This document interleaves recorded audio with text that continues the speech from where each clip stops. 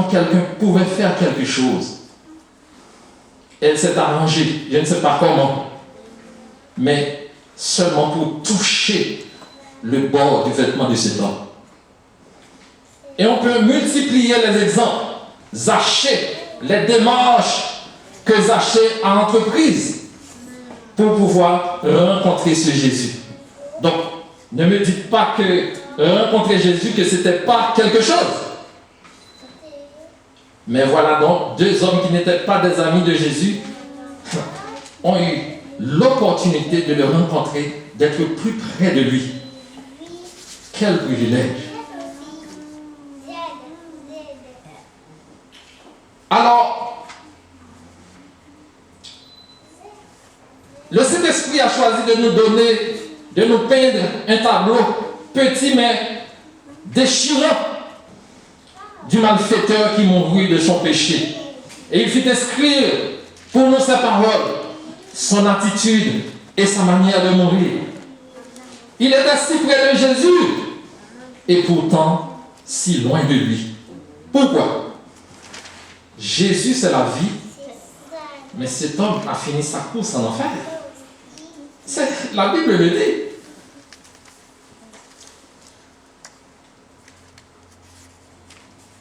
Il entra dans la présence de Jésus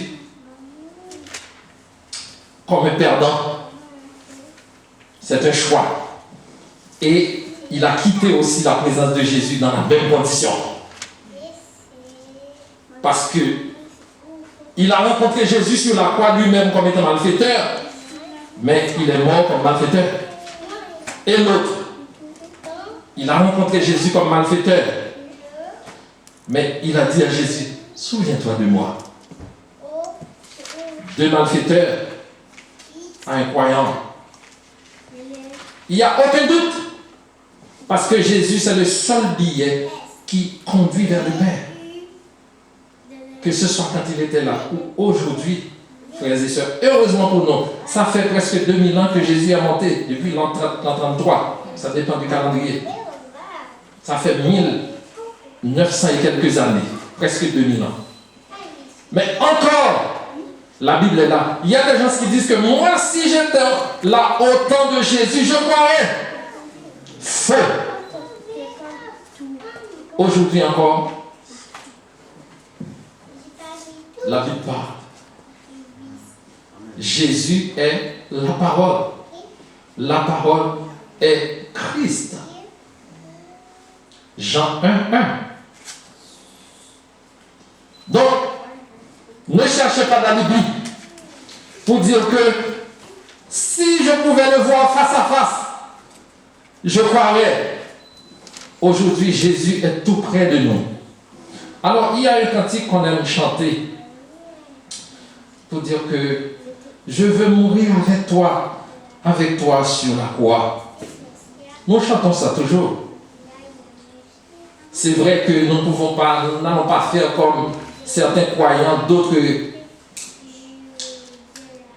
religions qui ont pris une croix et pendant cette période, ils font des sacrilèges sur les routes disant que j'aimerais bien aider Jésus à porter sa croix. Parfois, on prend un homme, on met sur son dos une croix, et puis on dit, ça c'est comment il veut aider Jésus à porter sa croix. Frères et sœurs, ça c'est même pas un film. Si c'est un film, mais c'est mal monté. Mais nous chantons, je veux mourir avec toi sur la croix. Comment mourir avec Jésus sur la croix? Regardez, 2 hommes seulement ont eu ce privilège dans toute l'histoire de l'humanité de se faire crucifier avec Jésus. Mais vous et moi, aujourd'hui, nous chantons, nous aimerions mourir avec lui sur la croix. Mais on n'a pas besoin de retourner dans le temps pour le faire. Aujourd'hui, on peut le faire. Comment le faire? La Bible dit que, ignorez-vous que nous tous qui avons été baptisés, c'est dans sa mort que nous avons été baptisés. Nous avons été ensevelis avec lui et nous aurons à nous ressusciter avec lui. Mais on n'a pas besoin d'aller plus de 1900 années arrière pour mourir avec Jésus. Aujourd'hui, c'est possible. Oui, c'est possible. La Bible dit que celui qui meurt avec Jésus aura la résurrection. Aujourd'hui, ce scénario, c'est possible parce que c'est vérité biblique. Mais en attendant que nous aurions cette vie éternelle, un homme avait ce privilège qu'il a laissé rater complètement. Et c'est pourquoi je dis que est-ce que le fait d'être à côté de Jésus, cela vous influencerait de l'accepter? Faux. Si vous ne voulez pas croire en Christ aujourd'hui, même au temps de Jésus, vous ne le feriez pas. Frères et sœurs, ce ne sont pas les évidences qui manquent. Devant nos yeux, la Bible le dit, l'univers raconte sa majesté. Croyons-le, presque pas. Selon les statistiques, il y a plus de 8 milliards d'hommes sur la terre et de femmes. Mais ce nombre n'est pas égal au nombre de croyants en Christ. Tous ont lu, au moins entendu, pour ceux qui n'ont pas vu. Alors, on va souligner quelques erreurs que cet homme a fait. Première erreur.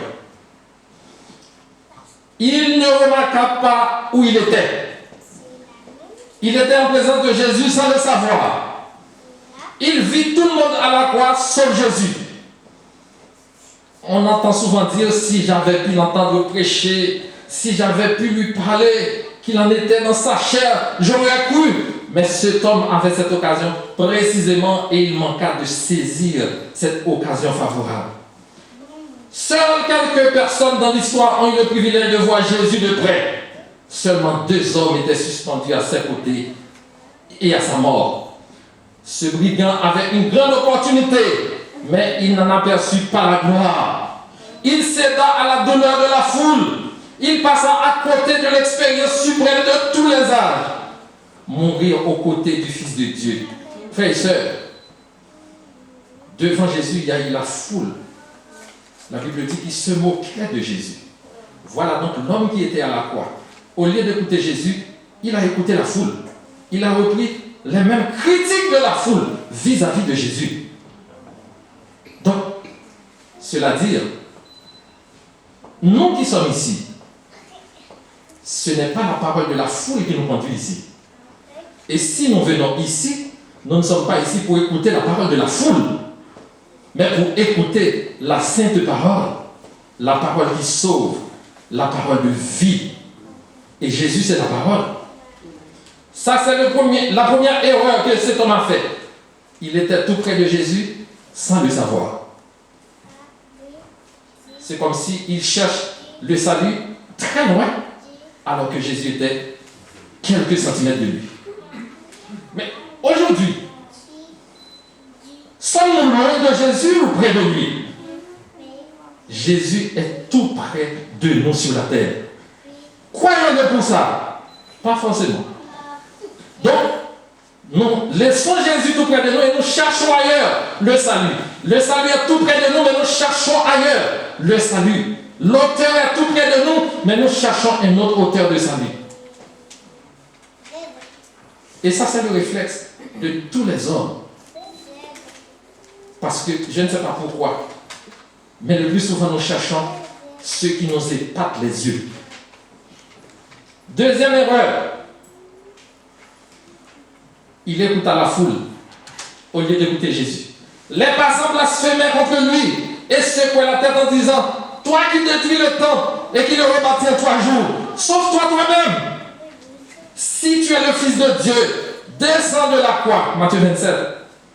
Les principaux sacrificateurs, les scribes, les anciens prononçaient des moqueries pareilles vis-à-vis de Jésus. En les écoutant, ce brigand se joignit à eux sans réfléchir et il insulta Jésus de la même manière. Rempli de l'esprit de ceux qui entouraient la croix, Il se tourna et dit, n'es-tu pas le Christ? Sauve-toi toi-même et sauvez-nous. Luc 23. Il n'écouta pas la prière de Jésus. Il ne contempla pas la conduite de Jésus. Il permit aux insensés au pied de la croix de lui dicter ses paroles, ses pensées. Et c'est pourquoi, frères et sœurs, nous qui sommes des croyants, partout où nous sommes, et peut-être dans cette enceinte, nous sommes venus ici pour écouter la sainte parole. Pas celle d'un homme, pas celle d'une femme, pas celle de la foule, mais la sainte parole. Même si Dieu peut utiliser un homme ou une femme comme instrument pour nous donner cette parole. Mais croyez en Christ. Et apôtre Paul voulait retirer cette intention dans la tête des hommes. Même à l'église, on cherche à se faire des disciples d'hommes. Je suis de X, je suis de Y. Mais Paul a corrigé cette erreur au milieu de l'église à travers sa lettre. Aujourd'hui encore, de qui êtes-vous disciples? De qui êtes-vous disciples? Troisième erreur. Cet homme ne pesa pas honnêtement les preuves dont il disposait. Dieu avait donné à cet homme, dont nous ne savons pas grand-chose, des preuves suffisantes, un enseignement suffisant pour qu'il comprenne. L'autre brigand prit ce qu'on lui donnait.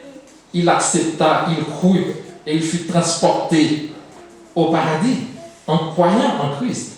Mais celui-ci aurait pu faire la même chose. Pour quelqu'un qui est prêt à croire, qui désire la vérité, Dieu fournit toutes les preuves nécessaires.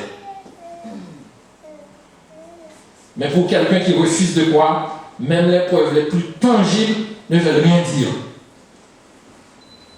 Mais qu'est-ce que nous avons à faire pour faire manifester la gloire de Jésus? Lorsque Dieu, l'Éternel, devait envoyer Moïse auprès de Pharaon, alors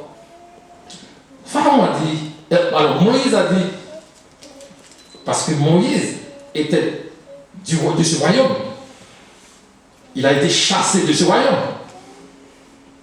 Après 40 ans, Dieu l'a dit de retourner dans son ancienne maison. Donc, comment retourner dans le milieu royal? Et cette fois-ci, est-ce que c'est pour vivre ou revivre? Non, c'est pour apporter un message contraire. C'est pour apporter un message contraire. Parce que Moïse, né des parents juifs, a grandi dans le palais royal, et comme il a pris position pour ses frères juifs, il a été chassé. Et 40 ans plus tard, l'Éternel allait lui demander de retourner chez Pharaon. Mais quelle peur! Moïse a dit, mais c'est avec quelle puissance je vais retourner? L'Éternel a dit quoi? Qu'est-ce que vous avez en main? Eh bien, ce bâton symbolisait une manifestation de la puissance de Dieu. Et lorsque Moïse est retourné bel et bien dans la maison de Pharaon, c'était la démonstration des forces. Et la force divine était supérieure à celle de Pharaon. Ça, c'est l'évidence. Malgré tout, l'histoire n'était pas finie là, puisque cette petite démonstration selon Pharaon ne suffisait pas pour laisser partir le peuple d'Israël. Dieu a fait tant d'autres, jusqu'à même faire mourir les premiers-nés égyptiens. Malgré tout, Pharaon et ses soldats ont été péris dans la mer. Parce que même les évidences ne feraient pas croire les hommes de la force, de la puissance de Dieu. Donc c'est Dieu qui fait lever sa parole dans nos cœurs. Si vous avez la possibilité d'écouter la parole, c'est une grâce. Parce que comment croire si on n'entend pas?